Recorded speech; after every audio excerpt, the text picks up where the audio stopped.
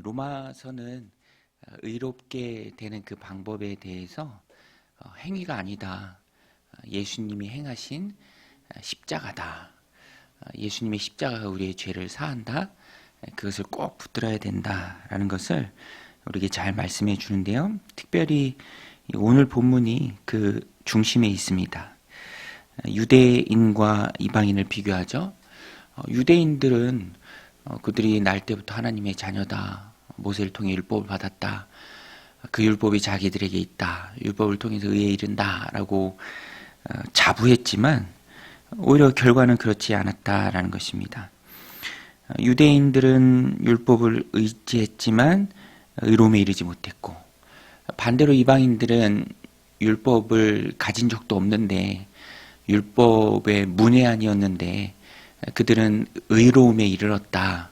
어떻게 이런 일이 있을 수 있느냐? 바울이 설명합니다. 32절에 보면 어찌 그러하냐? 이는 그들이 믿음을 의지하지 않고 행위를 의지함이라. 부딪힐 돌에 부딪혔느니라. 유대인들은 잘못된 지식을 가지고 있었습니다. 율법의 완성은 예수님이죠. 율법은 그 자체로 미완성입니다. 비유하자면 견본주택과 같죠. 견본주택이 실제 건물이 완성되기 전에 사람들에게 완성될 건물이 이렇다 보여주죠. 그래서 중요한 역할을 합니다. 그러나 실제 건물이 완성된 다음에는 다 해체하죠. 의미가 없잖아요. 실제가 완성됐으니까.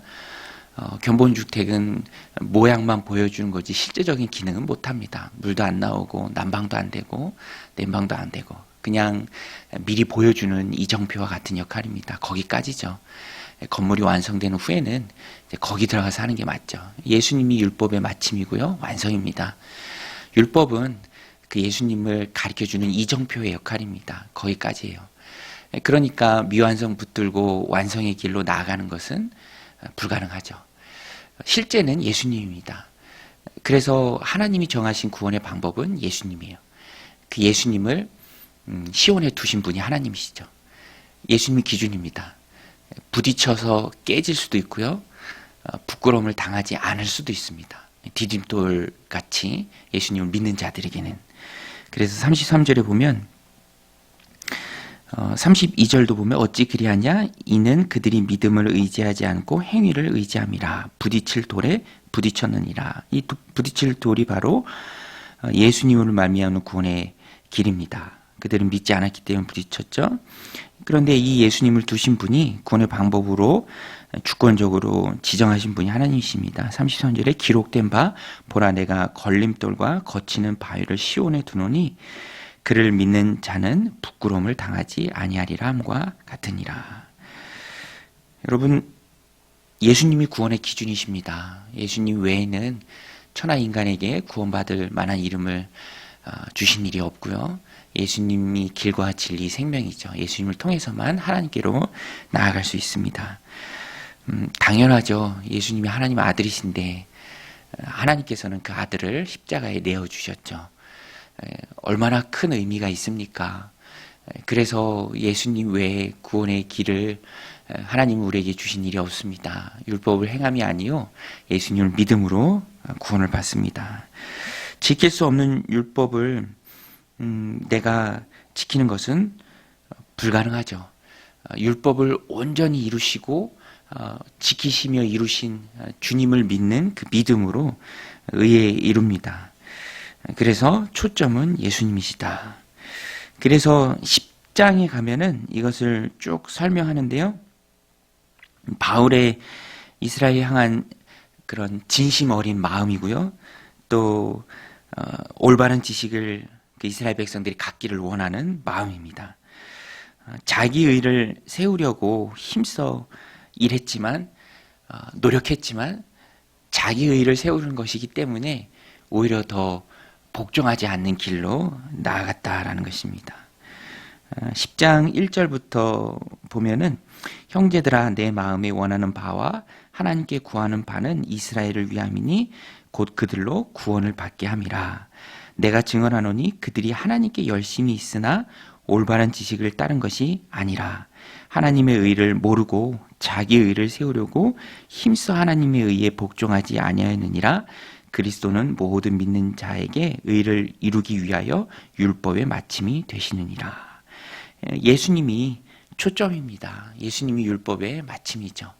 사실 바울이 이런 고백을 하는 이유는 바울 자신이 그랬잖아요. 하나님 앞에 열심히 특심해서 열심히 한다고 했지만 오히려 그것이 하나님의 의에 복종하지 않는 길로 열심히 나아가는 것이었습니다. 똑같은 일을 지금 이스라엘이 반복하고 있습니다. 유대인들이 반복하고 있죠. 그 마음의 안타까움에 바울이 호소하는 것입니다.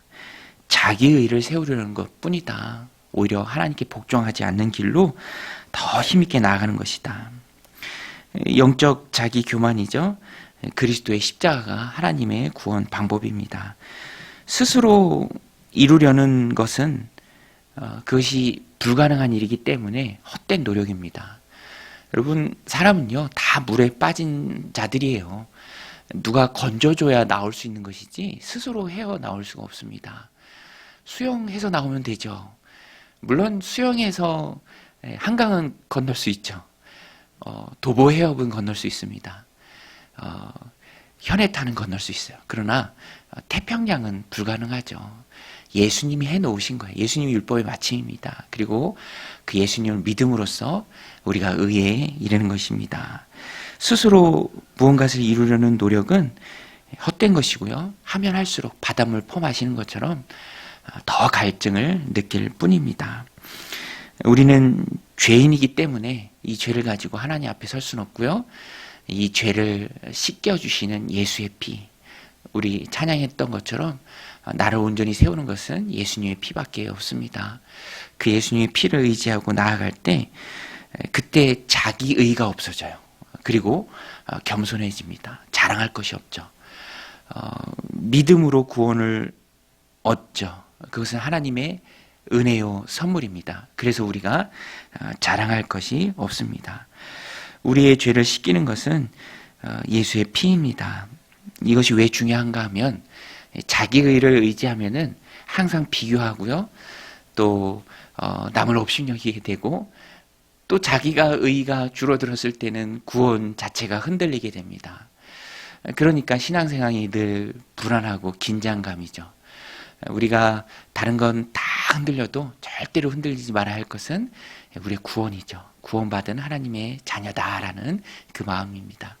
그래서 구원은요, 내게 있는 것이 아니라 예수님께 있습니다. 예수님이 구원해 주시는 것이죠. 그러면 절대로 어떤 일이 있어도 흔들리지 않고 기쁘게 하나님 주신 삶을 살아갈 수 있다라는 것입니다. 33절 말씀처럼 기록된 바 보라 내가 걸림돌과 거치는 바위를 시온에 두노니 그를 믿는 자는 부끄러움을 당하지 아니하리라 함과 같으니라. 여러분, 구원은 내게 있는 것이 아니요 하나님께 우리 주님께 있는 것인 줄로 믿습니다. 그것을 온전히 믿고 나아갈 때 나의 행위와는 전혀 상관없이 내 구원을 이루어주신 하나님 앞에 감사하고요.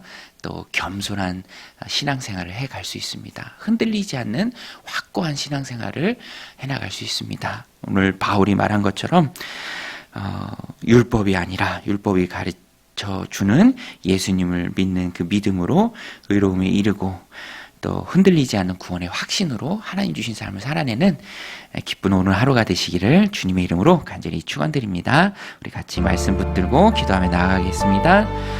하나님 아버지, 오늘도 저희들 고난 단잠에서 깨워주시고 이 새벽 주님 앞에 기도하게 하심에 감사합니다. 하나님,